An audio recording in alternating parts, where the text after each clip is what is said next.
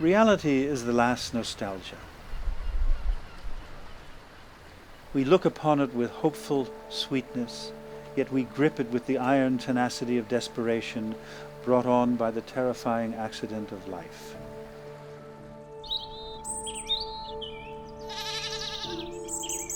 I wasn't really the type that would do the factory floor, mundane, same job every day. I found it all a bit boring. I tried it and I thought, no, I need something different, but at the same time I want to work with my hands. We all needed to get a trade back in the late 70s. It was before the time of more or less CVs and computers and stuff, so my dad would actually drive me around to people he knew. And then my dad just happened to go to the stone yard. I think it was actually to order a stone for my grandfather, and spoke to Michael Sheedy at the time, who was the stone cutter there, and said that I was looking for an apprenticeship. So I started a 6 months trial course, and after 6 months he said okay, he was going to take me on, and basically off I went from there. And that was late 79. It was exciting to me, to be honest. One day I would be in the graveyard, the next day I'd be in the yard and I'd be carving letters. It was a hard enough trade to be in. On your body it's a hard trade. We didn't really have all the breathable clothing like you have now. When you're younger, you don't really mind so much. You toughen up to it and it makes you feel good. Stone carving was a very dusty situation. We were known as men of the dust. That was our nickname amongst the trades. We were generally just covered in dust all day long, every day. We were constantly covered in dust, but everybody just got used to us looking like that. We were walking around like snowmen probably most of the time.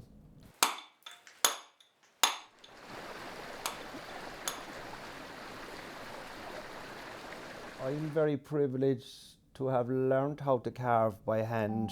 There's a great sense of achievement when you design something and when you actually carve it with your own hands. The art of actually designing something and drawing it by hand, cutting it by hand, all that seems to have disappeared a few years ago. So I thought I'd carry on carving by hand, even though I knew it's a lot harder that way and I wasn't going to make as much money as anybody else, but it was the way I was taught and the way I feel it should be worked. At the end of the day, it's an art form, it's a craft.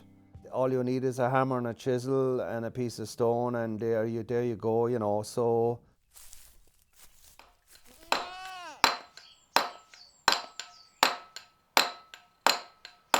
this is actually a form of exercise, which means I don't have to pay and go to a gym. Perks of the job.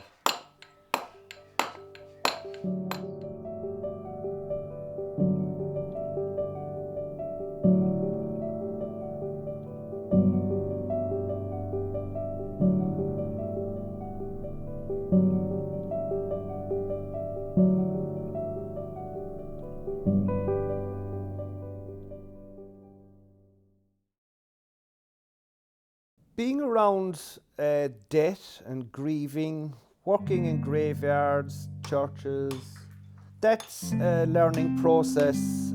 Everybody grieves differently. I try to be very sympathetic as much as possible to everybody that is a customer of mine here. People come to me because they know they can design something with me. People like to be engaged in the design of the piece that I'm going to work on, and I'll take them through that whole design process from start to finish. We meet up several times while the work is going on, and they can chop and change a little as we go along as well, so that's good.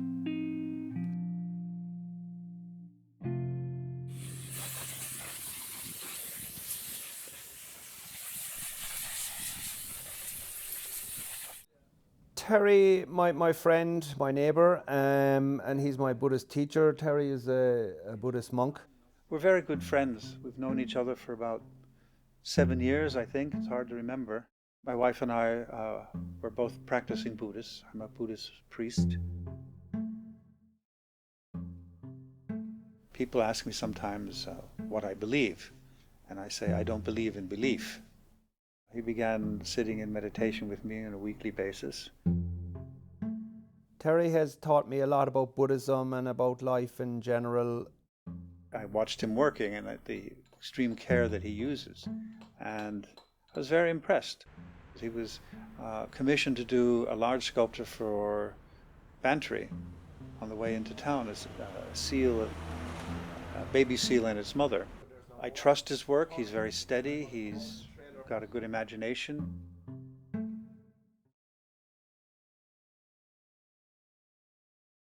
You're in my blood like holy wine. You taste so bitter, so sweet. So his good wife Jane, we lost her last year, sadly, through illness. We're now designing a memorial for Jane. I wanted a unique headstone for my wife. I'm having him carve a circle of stone, and I don't mean just like a wheel circle, but more like the rim of a wheel, so the inside is hollow and empty. It would have her name and then her birth and death dates on that. And so you'd have a circle with this sort of block sitting in the middle of it. Once you're part of the place, by literally being buried in the soil, you're no longer blowing. Yes. And the fact that you're deceased has something to do with that too, but just as people might think of you. Yeah, true. And I thought that was really moving, and she really liked that idea too, so Good. all of it fits together in that sense. Well, one of the locals here told me, he said, you've got to be 10 years dead before you're a local here. So that'll tell you what it takes. Yeah. I know it'll be a very fitting memorial for her. It's a real honour to be asked to make that, to be honest. The future of stone carving is a difficult one. I think at this stage I'm one of less than 10, 11 people in the country still carving stone by hand. It's quite sad to me that I don't have an apprentice. Well, I think once the crafts are gone, they're gone. And it becomes like the extinction of an animal or species. Once they're gone, they're not coming back. I'm hoping that it will be kept alive, to be honest.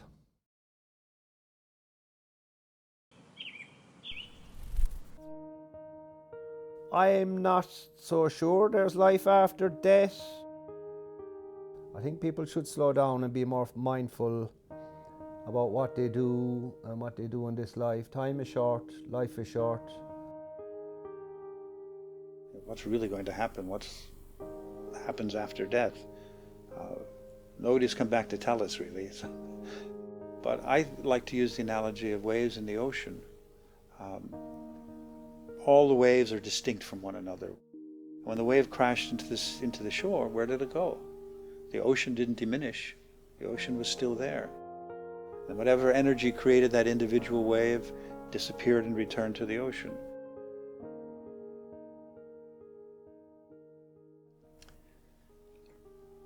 My wife used to say in her last months, when we knew things were taking a really bad turn and that she was terminal, she would say, I'm not afraid. I just love life so much.